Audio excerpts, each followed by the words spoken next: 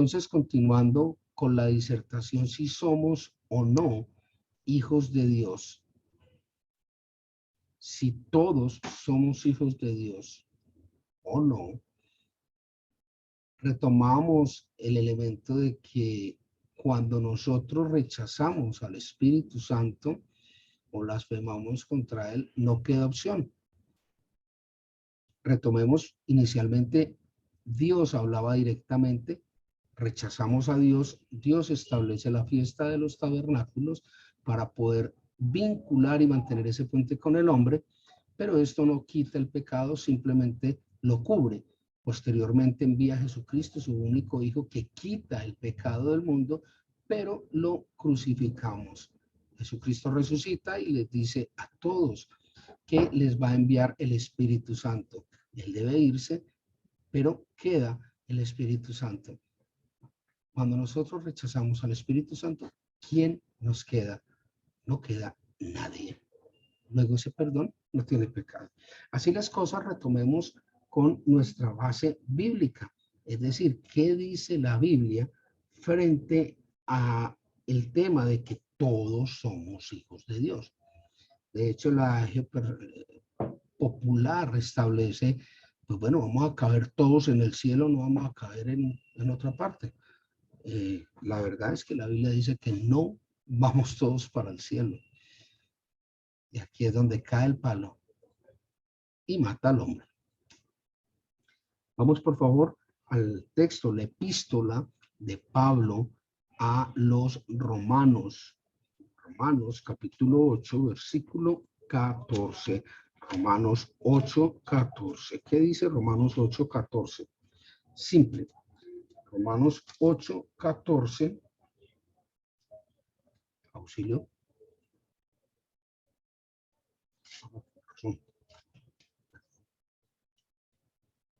Nadie se mueve hasta que aparezca Romanos 8, 14.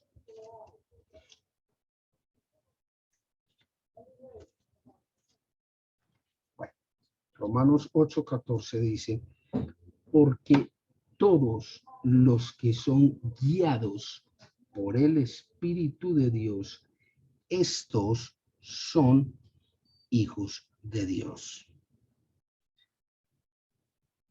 Este planteamiento es desgarrador. Es fuerte, es fuerte. ¿Por qué? Porque anula de plano, separa taxativamente que hay dos grupos. ¿Por qué? Porque claramente describe uno, y es los que son guiados por el Espíritu de Dios. Estos, recalca la palabra, estos son hijos de Dios. Entonces, ¿dónde está el otro grupo? Los que no son guiados por el Espíritu de Dios no son hijos de Dios. Eso está como muy forzado vos. La Biblia no dice que hay dos grupos. Ok, buen punto. Vamos a ampliarlo. Vamos por favor a el Evangelio según San Juan, capítulo 14, versículo 26. Mateo, Marcos, Lucas, Juan, cuarto libro del Nuevo Testamento. Juan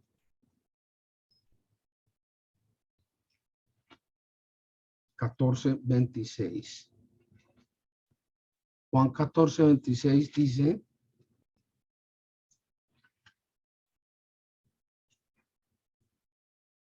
mas el Consolador, el Espíritu Santo, a quien el Padre enviará en mi nombre, él os enseñará todas las cosas y os recordará todo lo que yo os he dicho. Volvemos, si me perdonan de pronto el término un poco bizarro, volvemos a la cantaleta. ¿Dónde está todo lo que Jesucristo dijo? En la Biblia. Entonces aquí aparece una clave muy interesante. ¿Usted quiere ser hijo de Dios? Necesariamente tiene que estudiar la Biblia. No leer la Biblia, tiene que estudiar la Biblia. Entonces vamos viendo cómo el Espíritu Santo tiene una función tremendamente poderosa, ¿sí? Y es que el Espíritu Santo es quien nos va a grabar en el corazón todo lo que dice la Biblia. Vamos allí dentro del mismo Juan, dentro del Evangelio según San Juan, capítulo 3, versículo 36. San Juan, capítulo 3, versículo 36.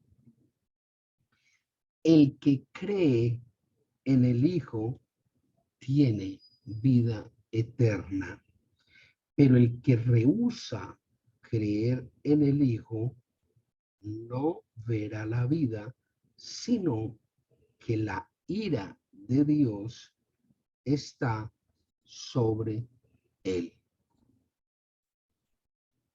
Acá esto empieza como a coger un matiz un poco diferente.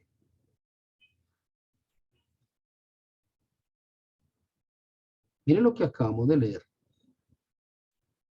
El que conoce a Jesucristo a través de la palabra es guiado y el Espíritu Santo es el que hace que eso se grabe en su vida. Mire lo que dice aquí. El que cree en el Hijo tiene vida eterna. ¿Cómo hay que creer en el Hijo? Pues como dice la Biblia. Lo acabamos de leer. Pero el que rehúsa creer en el Hijo no verá la vida, sino que la ira de Dios está sobre él. Entonces aquí empieza a perder peso y validez lo que muchas personas nos dicen. Ah, es que yo creo en Dios a mi manera. Ah, es que todos los caminos llevan a Roma. No importa cómo, lo importante es que usted se acerque a Dios. La palabra dice que no es así. Tremendo. Vamos, por favor, ahora al Evangelio de Juan. Seguimos allí en Juan, capítulo 15, versículo 3. Juan 15, versículo 3. Dice el versículo 3 del capítulo 15 del Evangelio según San Juan: ya vosotros estáis limpios por la palabra que os he hablado. Nosotros estamos limpios por la palabra de Dios. Es que la Biblia es muy larga, ¿cómo me la aprendo? Acabamos de ver que el Espíritu Santo es el que recuerda todo lo que Dios habló. ¿Y dónde está lo que Dios habló? Lo que Jesucristo habló en la Biblia. Entonces aquí aparece un colorario muy interesante, y es que no se trata solo de estudiar la Biblia, sino de estudiar la Biblia como mediante la guía del Espíritu Santo. No es posible estudiar la Biblia como estudiamos un libro de matemáticas o de geometría o un libro de literatura. La Biblia hay que estudiarla bajo la guía del Espíritu Santo para evitar que usted y yo nos extraviemos. Miren cómo todo esto va encajando, va formando piezas de un mismo rompecabezas que básicamente lo que hace es generar esta condición de compatibilidad para ir determinando quiénes somos realmente hijos de Dios y quiénes no. Ojo. Apenas estamos viendo el sustento bíblico, ahora entramos en la disertación del tema. ¿Sí? Vamos por favor a Juan capítulo 1, versículo 12. Juan 1, 12. ¿Está allí? Juan 1, 12. Este es de los más fuertes que tiene el Evangelio según San Juan. Juan 1, 12 dice, mas a todos los que le reconocieron, ¿a quién? A Jesucristo. A los que creen en su nombre, el de Jesucristo, les dio potestad de ser hechos hijos de Dios. Aquí sí queda claro que a los que no hicieron eso, no les dio la potestad de ser hijos de Dios. Miren que es un don, es un regalo de Dios. Hombre, yo creo en Jesucristo, yo creo en su nombre, yo creo en su obra. Luego, yo recibo la potestad, la capacidad de ser llamado hijo de Dios. ¿Así o más claro? Entonces, volvemos a esa terrible disertación de la cultura y de la idiosincrasia. No, es que yo creo en Dios a mi manera. Y esto deja por fuera cualquier I. ¿Cómo así? ¿Cómo que deja por fuera cualquier I? Claro, ¿usted en quién cree? Yo creo en Dios y ya perdió el año. Bíblicamente usted no puede, para ser llamado hijo de Dios, creer en nadie más. Dije que en ninguna parte hablan de otra persona, de otra deidad, de otro personaje que le permita ser hijo de Dios. Ojo, yo creo en Dios y en... Ya, ya, bíblicamente hablando. Y que quede claro que esto no es un juicio. La palabra de Dios dice eso.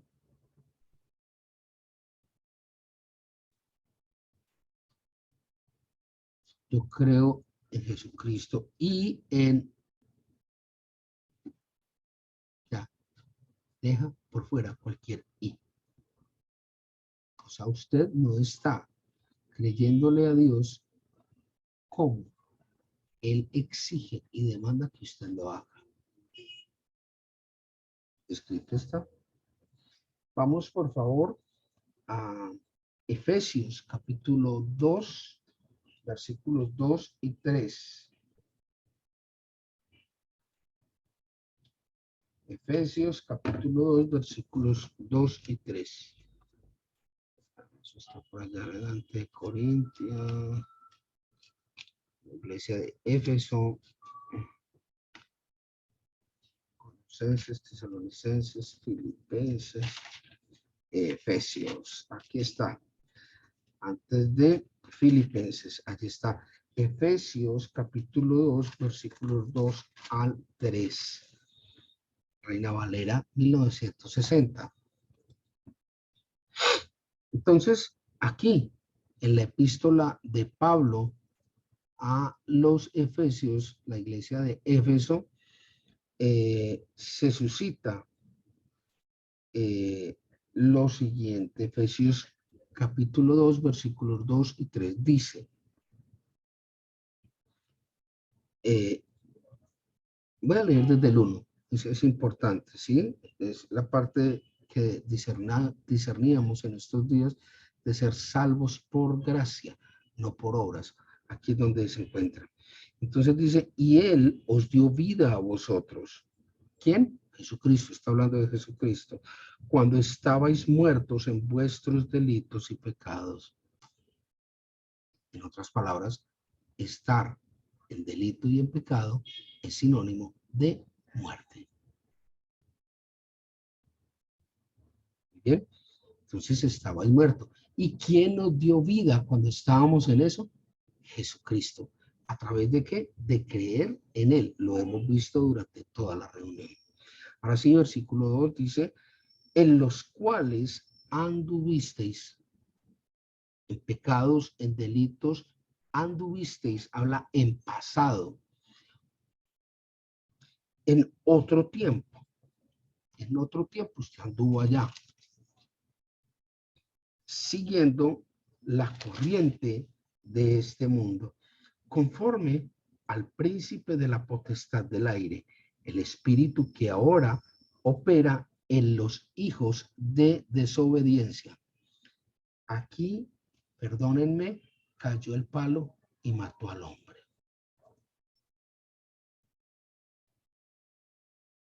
¿Por qué? Porque aparecieron en la escena otros hijos. Hasta el momento no habíamos hablado sino de los hijos de Dios. Los que eran guiados por el Espíritu, los que conocían su palabra, los que solo creían en Jesucristo.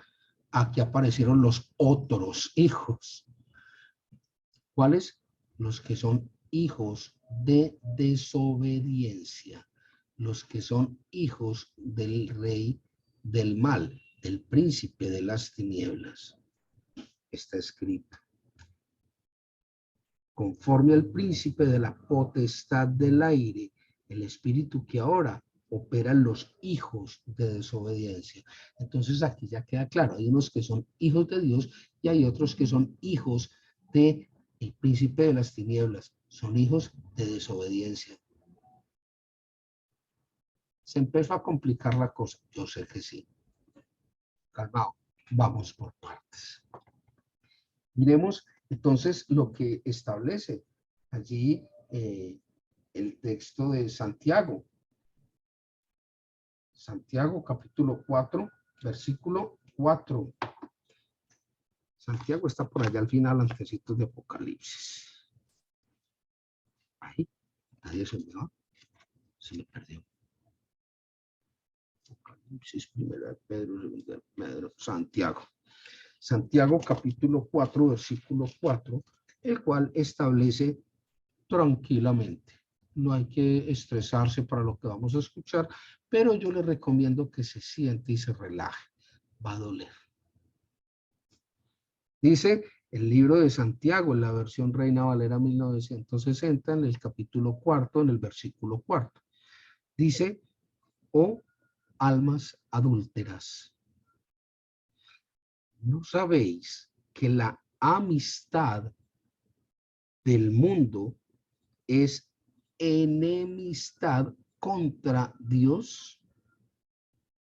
Cualquiera, pues, que quiera ser amigo del mundo, se constituye enemigo de Dios.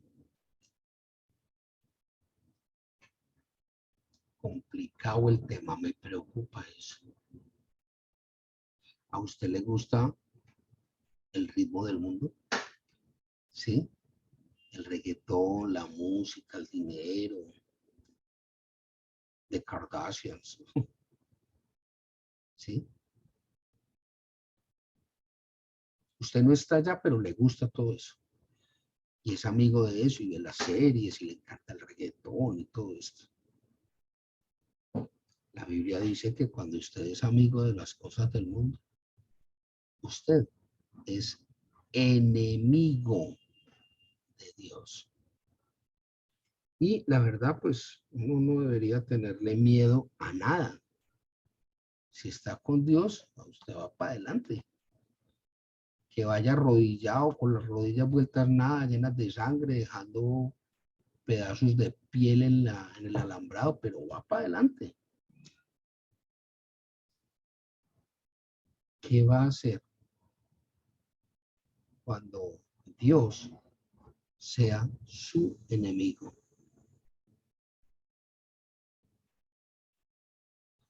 No voy a mencionar las fiestas de las flores en Medellín, ni el carnaval de blancos y negros. No, no, no. Una de esas cosas tiene nada que ver. Por último, vamos a Primera de Juan, primera epístola personal de Juan, capítulo 3, versículo 10. 1 Juan, capítulo 3, versículo 10, el cual dice,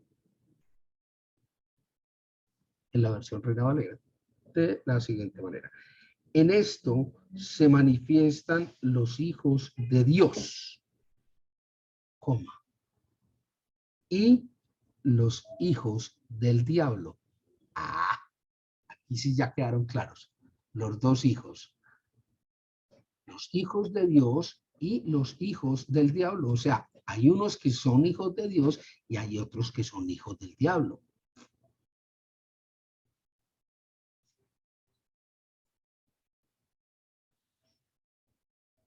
Todo aquel que no hace justicia y que no ama a su hermano, no es de Dios. Entonces, mire qué simple todo el proceso. A usted le están diciendo que hay dos clases de seres humanos, los que son hijos de Dios y los que son hijos del diablo. ¿Listo? Ya durante todo el rato estuvimos disertando cuáles son los hijos de Dios. Ya estuvimos mirando qué hay que ser para ser hijos de Dios. Y después aparecieron en la escena los otros hijos, los que son hijos del diablo. ¿Cuáles son los hijos del diablo? Aquellos que no hacen lo que Jesucristo exige y demanda que usted haga. Aquellos que no conocen la Biblia, aquellos que no conocen a Dios, aquellos que no aman a los demás, aquellos que viven envueltos, como en ciertas religiones, a través de mentiras piadosas o mentiras blancas. Aquellos que clasifican el pecado, pecados mortales y pecados veniales. Aquellos que adoran y ponen a otros personajes entre Dios y el hombre. Aquellos que simplemente desconocen la palabra de Dios. En estos días hablábamos, mi pueblo fue condenado por desconocimiento. Ustedes adoran lo que no conocen. Creo que es un complemento bien interesante. Ustedes, los que ven, los que siguen este canal, ¿son hijos de quién?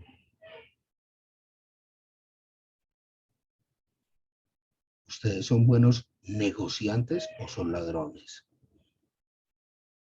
¿Ustedes son a lo sí, sí y a lo no, no? ¿O sí, pero no? ¿Ustedes de los que se arrodilla todo el día, pero sale a maldecir, a cuestionar, a enjuiciar, a destruir con su lengua?